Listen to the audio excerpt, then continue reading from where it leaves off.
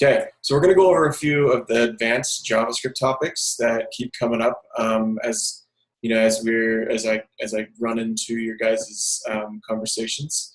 I can see that you maybe are having a couple of struggles with some topics. So that's not a big deal.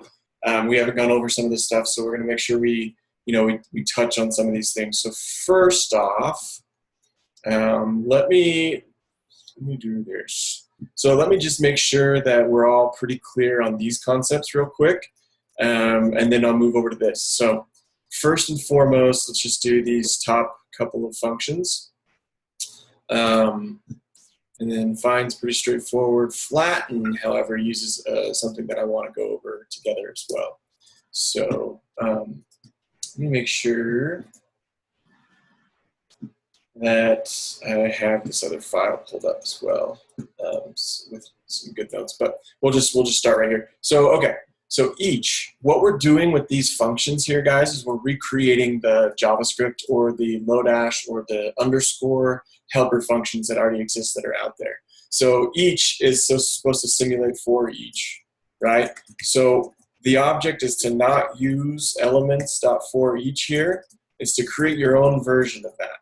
Okay, so what we do, to do that is very, pretty straightforward. Let I equal 0. It's straightforward if you can type. I is less than elements, length, okay, and then I plus plus. Okay, so what's cool about this is we can use our callback that is given and then call each and then do something with that callback. Okay, so we're going to pass in elements at I, and then this one expects the index to be passed in as well. Okay, so we can now use each inside of our helper method here for map as an iterator function. So we can say each elements. Okay, we're going to pass it the elements that are passed in, and now this callback right here, when it comes in, we're going to gain access to these elements. Okay, the difference between each and map. So the difference between for each and map in JavaScript, in the native JavaScript helper functions, is that each simply mutates the array that's given to it. It callbacks the elements for the array. So when you go and if you were to do something like call each elements, pass it your given elements and then a callback here, what's going to happen is for every element do something. That's what we use each for. So every element in the iteration, do something with it. So what's going to happen if I were to change element here? So element now equals, I don't know, a string. So whatever. So now we changed all the elements in the array to be a string. Sorry, that should be elements. So this is going to mutate the original array pass. So elements is going to be changed. Now that's good and that's bad. If you don't care about the array that's being given, that's fine. If you need to mutate it, it's great. But if you need a new array, then you use map. So const new array equals an empty array as our placeholder. So now we use each, the same way that you would use for each. So for every single element, so we can just say, we can call this, collection, okay? Right? And so for every single element in collection, call it back. And then we have a second parameter, which is the index, which that element is defined, okay? And then, so with this, we can simply just say new array.push every single called back element, right? And then what's cool is you just return that new array. So now, because you have the new array, right? So now you have the new array, it's not going to mutate that original one, which is very helpful when we get to for example, we get to React, you're going to be using map all the time, okay? So the object of these was to not use any of the built-in helper functions that are, in JavaScript. So we need to make that more clear in the README and in the instructions. Like don't use .forEach, don't use .map, don't use .reduce. Use them as examples. So So now, if we were to go and barring we have no syntax errors, which we do. So 2, 3 says it needs a space there. Missing spaces before open brace. So yep. And then trailing space is not allowed on 38.1, which we have down here. Okay, and then on 16.1 as well. Okay, awesome. Even I get linter errors all the time. So I'm trying to make things work. So now you can see that each and map both work as expected. Okay. So now with reduce, we're basically saying we want to reduce this array of elements into a single element, and then we basically have a starting point, which is our memo. I won't get too into reduce right now, but what I wanted to get into was flatten, because it introduces this idea of recursion. So one second. So flatten, basically what it does, if we go and look at the JavaScript spec, let me see this real quick. Okay. Whoa, can you guys still see, my Google Chrome now?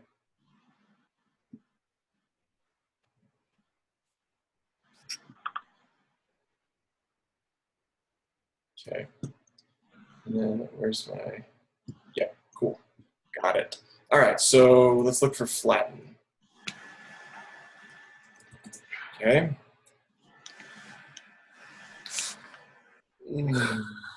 Flatten might be something that's not, is flatten not in the JavaScript spec?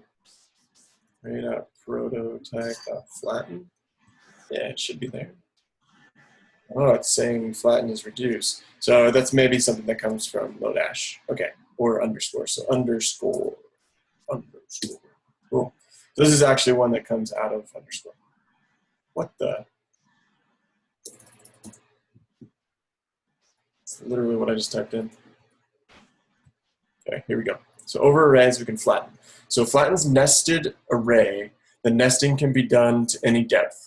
If you pass shallow, the array will only be flattened to a single level. Okay, so in our tests, basically what we're assuming with flatten is that you're getting a bunch of nested arrays in an array. So let's look at our test real quick and just hash this one out together. If we go here, we're going to say with flatten, okay, so this first test we could probably pass right away. So results array methods.flatten array. So should return an array.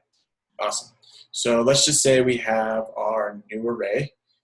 So const new array equals an empty array, and let's go each elements, and then our callback.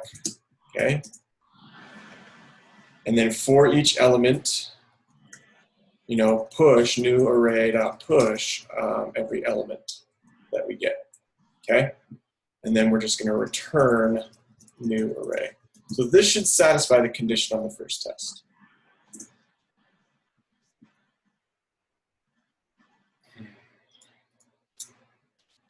Where do I have a trailing space? 4219.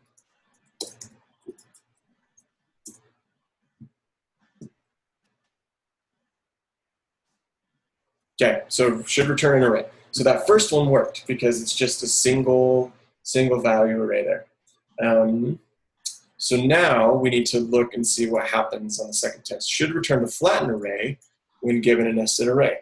Okay, so now what's going to happen is we're going to go here, and it's going to say, okay, push 1 into our new array, push 2 into our new array, 3, 4, 5. When we get here, it's going to push the array with the value 6 into it. So by the time this test runs, we're going to have an array, and it's going to look very much the same as this, because we're not really doing anything else. Okay, so we need to actually handle that, and the best way to do that is using this concept called recursion. So when you basically get to this point where you're going to need recursion, it's basically a thought process needs to click in your head. You need to think along the lines of, I need to have a function that calls itself until it doesn't. So that sounds crazy. But what you do is you set up a base case. So for us, we need to have some sort of base case, which right here, our flattened array, our new array is going to be our base case, all right? So if we do not hit an element inside of elements that is an array, we will just simply do this, all right? So this will be our base case, and I'm just going to set this up right now so that you can kind of see this happen. So base case, push element into new array. Awesome. Okay, so now we need to check at each index. So if the element given, so our pseudocode here, this is kind of what we're going to write out. So if element is array, then pass it back to flatten itself, right? So then we're going to, if we hit an array inside of our elements as a single element, so if, the fourth index is an array, we're going to pass it back up as an array, and then it's going to come back here. Just bear with me for a minute until you see this work, because what I like to sort of determine with recursion is that it's sort of wishful programming. So you need to write your code as if like you understand that it's going to work, right? And that sounds kind of bizarre, but it's really simple when you see it in action. So array.isArray is what we need here. Normally you would do if element, if type of element equals, some sort of object, right? But because in JavaScript, like this would return true because an array is an object, but it's treated differently. So we need to actually call our array.prototype. So our array prototype has an isArray function that you can pass, what you're trying to test. So if the single element that comes through our iterator function is an array, then this is going to return true, and it's going to operate this block of code. So that's why, that's what this condition is going to do. So now what we need to do is we need to, we can do this in a couple of ways. But what I like to do is just think of it like this. So we'll actually, and this is probably a more common way to see it done. So I'm just going to set our flattened, let's call this our nested array, equal to, because that's an array nested on an array object, equal to our recursive function. So equal to flatten, and then pass it that element where this flag hits. Okay? So now, at this point, if I call nested, right, what's going to happen is it's going to come through all of this logic again, okay? Because now I've called flatten, all right? And this will always run until it hits this else. So for every single element that is an array, this recursion is going to happen, okay? So now we can actually, since that is an array itself, this is real cool. Since that is an array itself, we can just say, hey, nested array. We know that every single time it's going to get here, we can just, and this is an example of me now using just for each, okay? Every single time that it gets to this line, every single time our code gets to this line right here, nested array will be 100% every single time an array. So that's why I can say, every time it gets here, nested array is an array, okay? So every single time we hit here, it's going to be an array because we've met this condition, all right? So it will call this, it will meet this condition until this element is not an array. If it's not an array, it's going to go here, it's going to push it in, okay? And then it's going to come back. Okay, so what if we have multiple nested arrays? Well, in that case, the next index is going to be an array, so then it's going to call this again. So like I said, this is a function that calls itself until it doesn't. So it calls itself until a condition is met.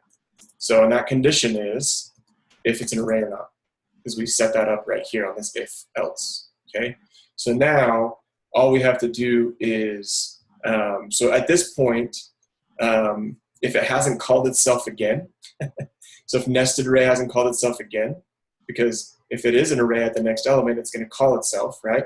Then it's going to be a number, but based on our test. So we can just go new array dot push new element. And sorry, I need to define this.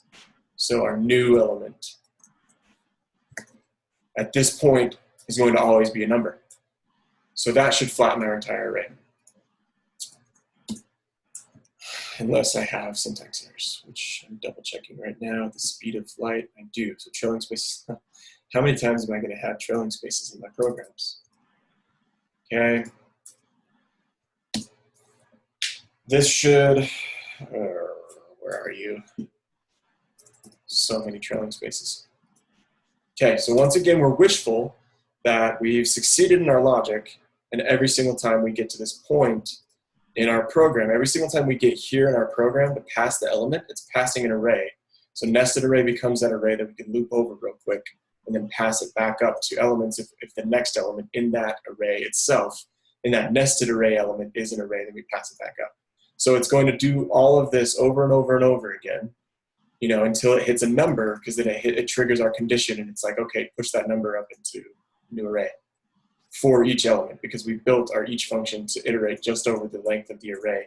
For every single element, it calls back that element. Okay, so that's done. That works. That's recursion. It's a really cool version of it, a really useful version of it as well. I had a JavaScript interview where I was given these vague instructions where it's like, you have an array of objects. Now, we want you to loop through this array of objects and figure out if any of those objects are the same.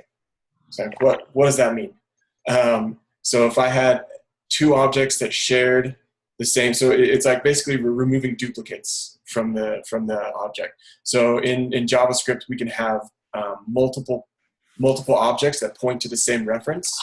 So if I did like, you know, let, you know, foo equal an object, right? And then, you know, bar equals foo. Okay, what I've done here is I've assigned foo and bar, I've pointed them to the same exact object reference. Okay, so that's what they were having me remove. So I actually used recursion to flatten that out in case there was, you know, and they gave me any test case, whatever. It's like, here's a test case. And yeah, I was able to use recursion to basically, when it hit a nested array of objects or an array of elements, it would call it back into the recursive function until it was actually just a single element. And then, you know, how to solve the other problem is that in that case that I just had pointed up there, so you could check, you know, it does foo, you know, explicitly equal bar, and then my condition was if yes, you know, basically remove bar from array, right? So that I would get just like a single array of duplicates removed. Okay, so a really good algorithm for like memory allocation and usage and understanding the difference between like references of objects and what single objects do in JavaScript. But the point is that I used something that looked very, very similar to this in that algorithm, and it was impressive to the people that I was interviewing with. And but yeah, really good stuff. Okay, so let's go over this real quick. So this, just have you guys had a lecture on this yet? I'm looking at your Slack right now, so.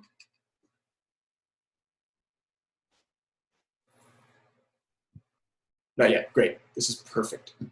Okay, so I'm gonna give you a couple examples of you know, some things that I came up with the other day. And let's actually just do this in the browser. Let's just do it right here in the console. Let's get old school. If it allows me to do such things. There we go. Okay. All right, so don't need that. Okay.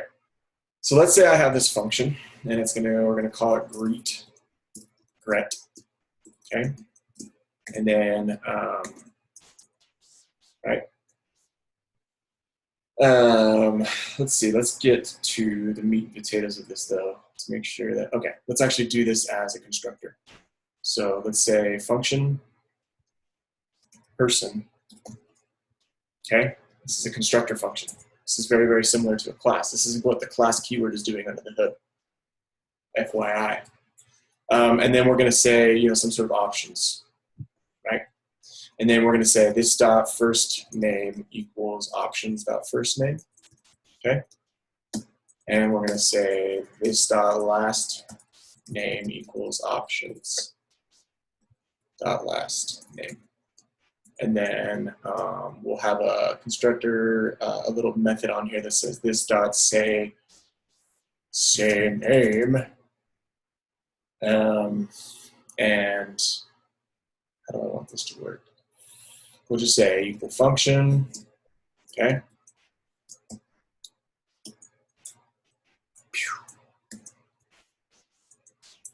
Okay, and then this is gonna just console.log template literal strings, okay? Hello, my name is, and then our awesome, I love template literal strings. So we'll just say this dot first name space, versus this dot last name. Now, one thing I could do that sort of beats the purpose of what I'm trying to show you is I could set this explicitly equal to options here, but what I'm showing you is that I'm creating a function within this person constructor scope that's going to inherit these properties, okay, on using this keyword, all right? So first and foremost, let's just execute person, and then let's say Fred equals new person, and we're going to give the Fred object first name of Fred. It's got to be a string because Fred is undefined, and then last name of Flintstone.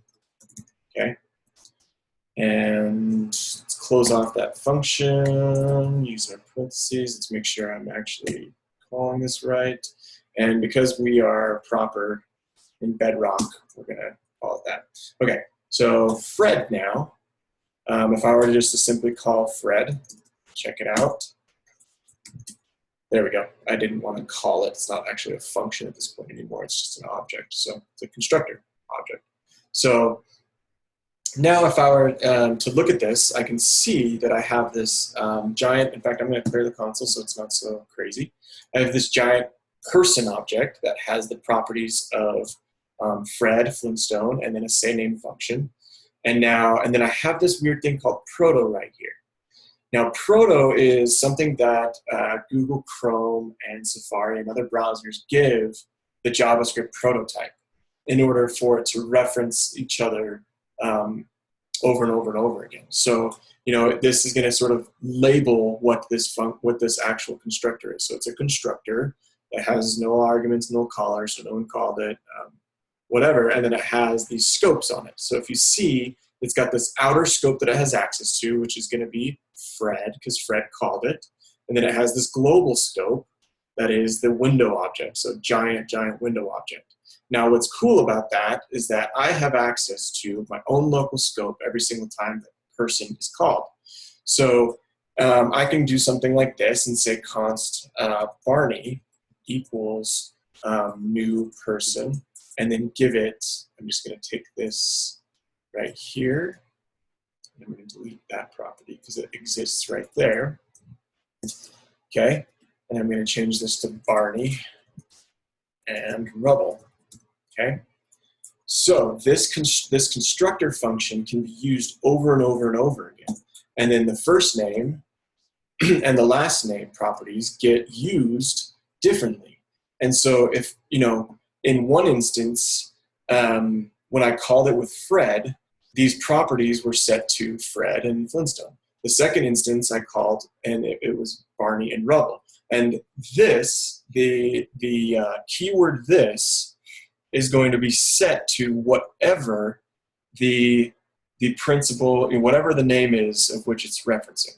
I'm gonna go into more depth on this, but this is going to be helpful for your class.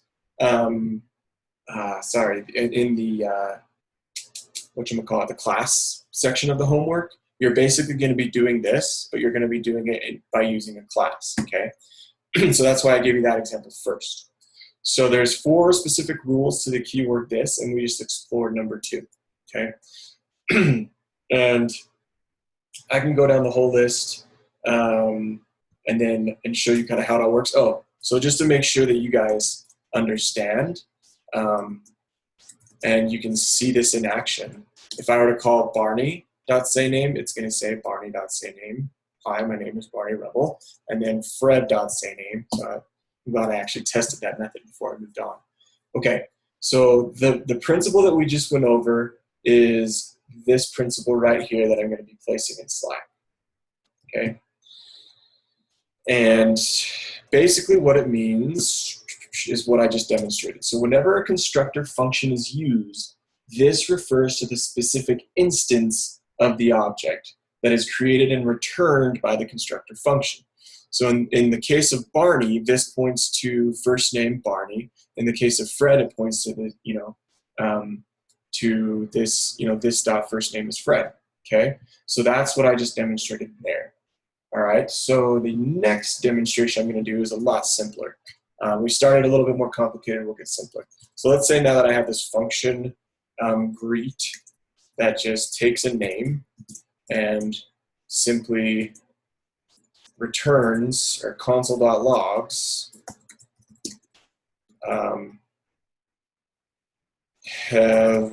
hello, and we can say name. And then to drive the point of this home, this will console.log this. Okay. First, wonder if it's beneficial. Okay, we'll just do this. Okay, so now if I go and call greet, I need to pass it Ryan, or a name. And you can see that we have no allocation of like anything going on here, because I just called greet and locally assigned name, my name as the variable. This inside of greet points to the giant window object. Okay, so and that's this first rule right here that I'm posting in Slack. So rule 1, and I did these a little backwards, I'm sorry about that. And I'm going to give you this whole file, you can play around with these examples. So whenever a function is contained in the global scope, the value of this inside that function will be the global object. In this case, it's the window because we're in the browser. If it was Node, it would be the global console window. Okay, so that is demonstration 1. And demonstration 2 is this one. Whenever a function is called by a preceding dot, the object before the dot gets this. Okay, so the object before the dot becomes this. And that example is, let's say we had this object literal, and just say it's set equal to me. Okay, and let's just do greeting and say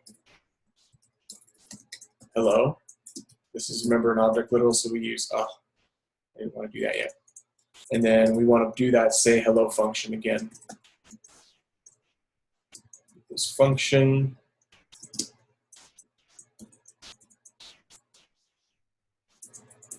Okay, and then simply have some sort of name that comes in, right? And we're going to say console.log this.greeting, okay, and console.log this, as it contains itself inside this function. So now what we've done is we've actually created whoa. Let me refresh this, clear my console here. No. Okay, I'll do that. Cool. All right. So now if I say me.sayHello, and I pass it Ryan, we're going to see it's going to come here, and say hello is a method bound to me, and it's got this greeting going on here. So I want to see what this greeting is. So we're going to say, oh yeah, I'm just going to say hello at this point, because I haven't done anything fancy to it. And then we're going to see what this points to in this case. So interesting. This time that we logged this, it's actually referring to this inner scope of this object. So, and that's because it's referring to whatever was to the left of the dot. All right? And so that is that second rule of what it is. So whenever a function is called by the preceding dot, okay, the object before the dot becomes this. All right? So now it's gonna go and it's gonna look for greet, and me contains this dot, or sorry, it's gonna look for greeting. It's gonna say, oh, me contains greeting. That's why, that's why it has access to this. So we have the lexical scope around this in this instance. Okay. Now, the last and probably the most confusing of them all are, let's go back to our person prototype and define it. Okay, and let's define Fred and Barney.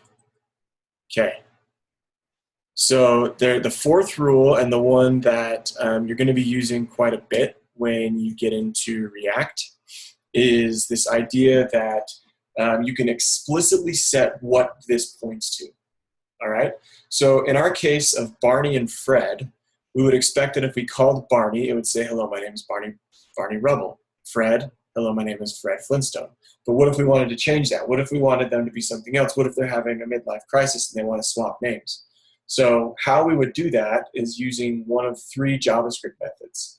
So now I can say, this is kind of cool. So now I can just go and say Fred.sayName, but instead of calling it, I can call it with Barney passed in. Now, when I use .call, it's saying, I don't like what exists on Fred, so give it what Barney has instead. Okay?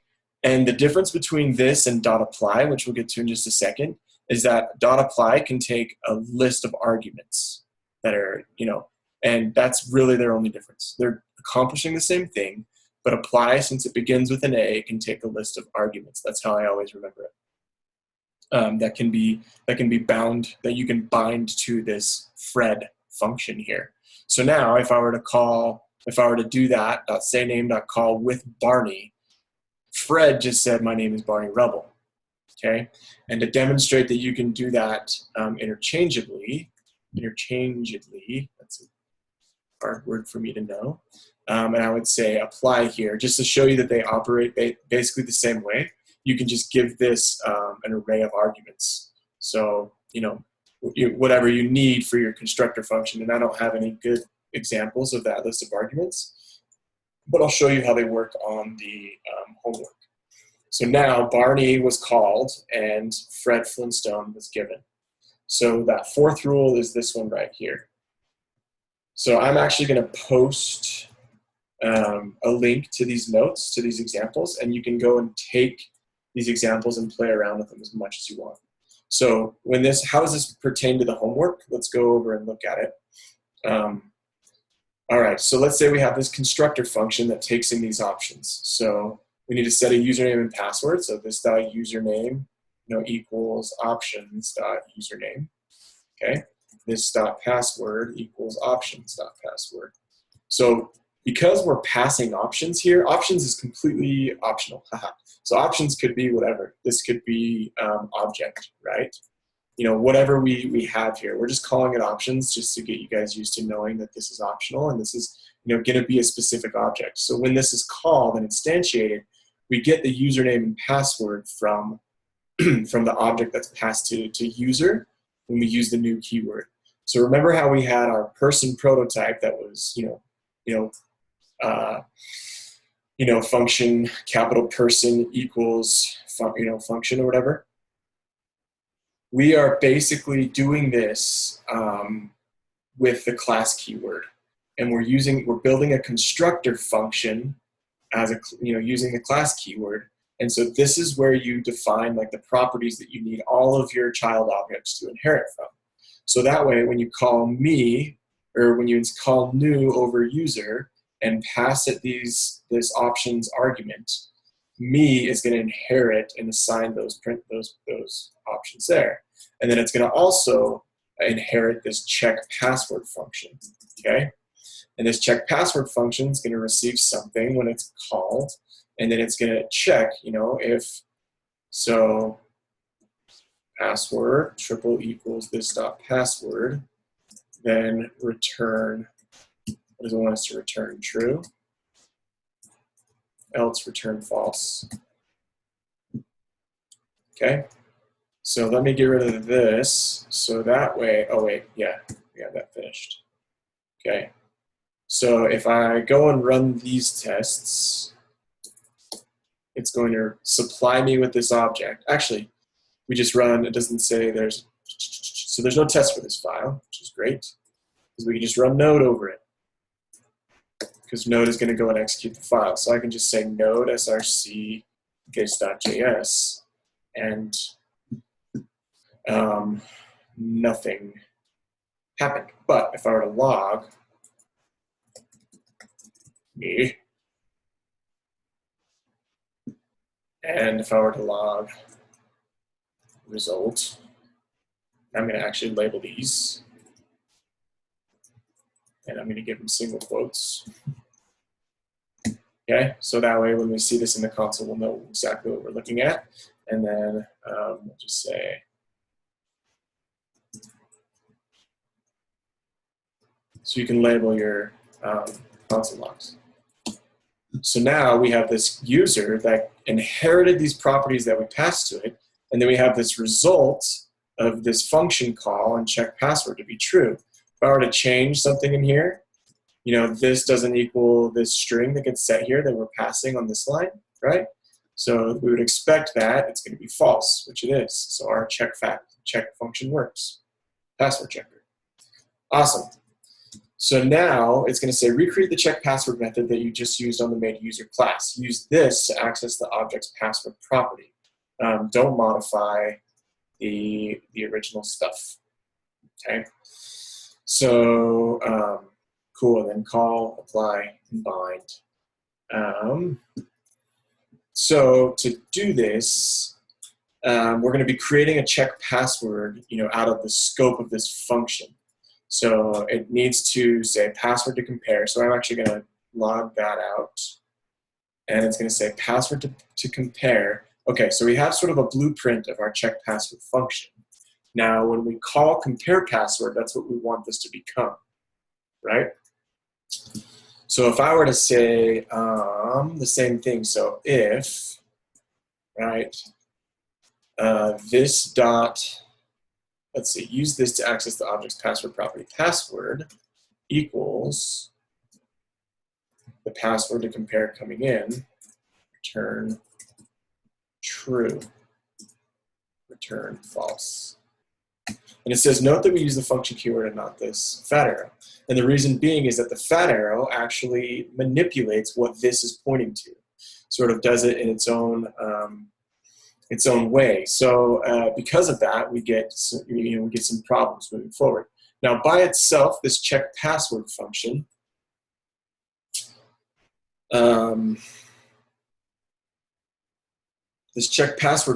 isn't really useful. Okay, we need to actually give it this. We need to figure out how to do that. So one way we can do that is by saying me. So we can say check password. Let me think here for 1 second before I lead you astray, because it's, yeah. So dot call with me.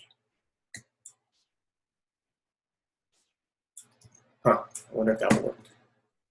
And I just say node. It's probably, what if I call it not logged in?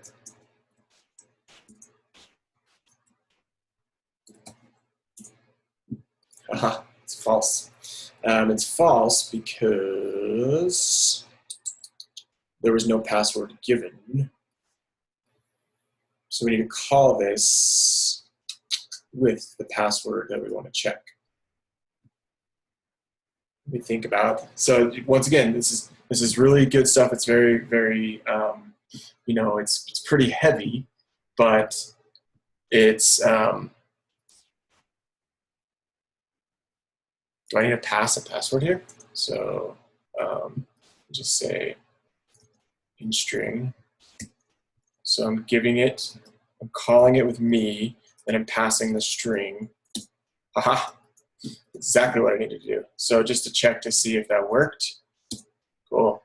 Okay, so what I did is I used call, and call binds me to this check password function. So now inside of this, you know, we could literally console log, oh, this is awesome, this.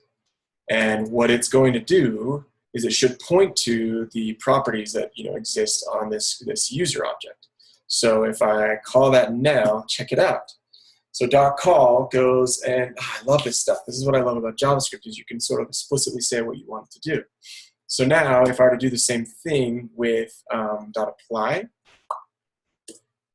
and I were to give this as an array of arguments, so correct horse batteries staple, is that the password for? Okay. Okay, making sure that it's going to be correct. In both instances, we're gonna call it, but in this call, we're going to say apply, because we can accept a list of arguments coming through. So the string that we're giving it is our password that we're checking with.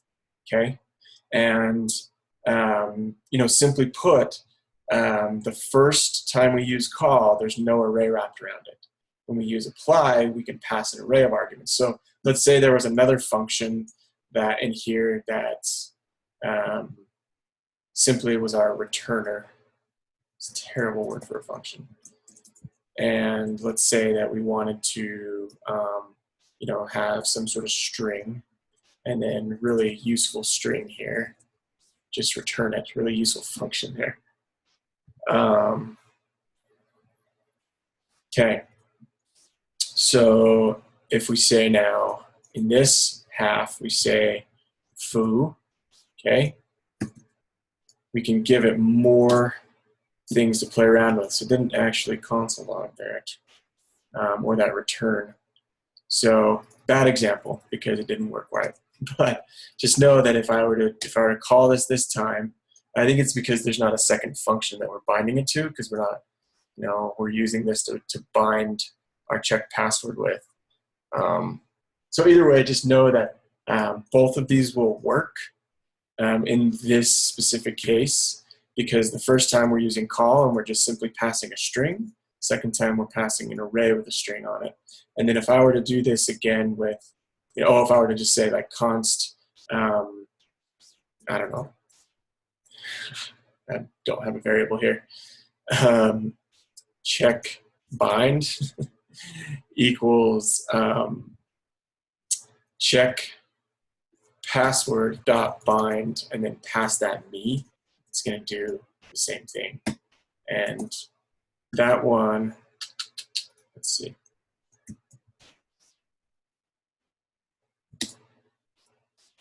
That one we didn't pass. So maybe now it'll actually hit. No, I'm going to have to, oh, sorry, I'm not calling check bind.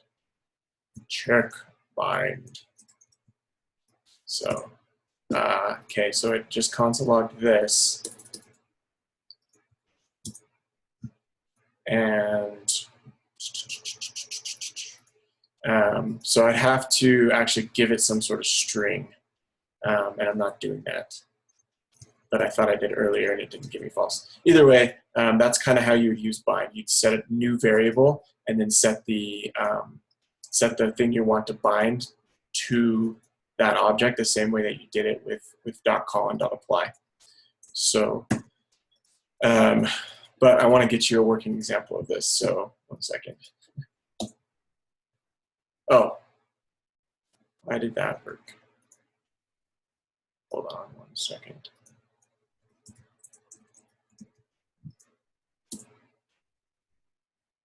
true, true. But this last one, we did. Oh, so yeah, not even calling it. So I will, oh, check bind. Oh, that's what we need to do. Ha. Loser. We need to pass it to this.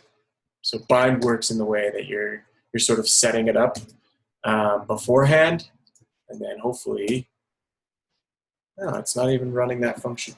So I'll have to go back and make sure that I give you a good example of bind in this case. But yeah, they get a little contrived as these examples go along, but just know that you're going to be using .bind all the time in React to sort of bind your functions to other classes that you create. All right. Throw out some questions in Slack if you have any for me, or, I mean, I've gone into your dinner a little bit, and I'm going to give you a file with all the bind rules attached to it. In fact, I can just dump it in Slack right now for you.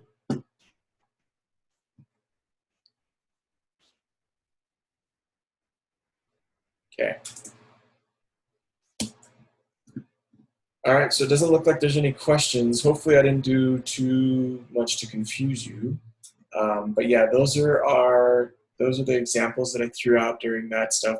And then I'll make sure that I get you a copy of what bind should be doing. And then I'll give you a better example of that later on down the road. So there's a lot to cover. Today we just covered a little bit of the callback stuff that happens when you're calling elements back. Okay, we covered recursion, which is huge. That's actually something we need to cover more in depth of. And then we covered a lot of this, the 4 principles of this. And then at least call and apply work.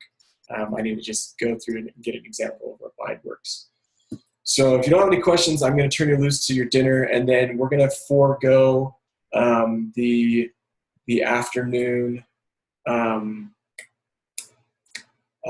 bag today. And that's just because this was sort of an impromptu lecture that a lot of students were having questions about this stuff. So hopefully this helps you with your homework as you continue this advanced JavaScript stuff. But I'm going to be working all night, and so will some TAs, and so we'll be available to help you out. So let us know if you need anything from here on out. Trying to stop the recording. There we go.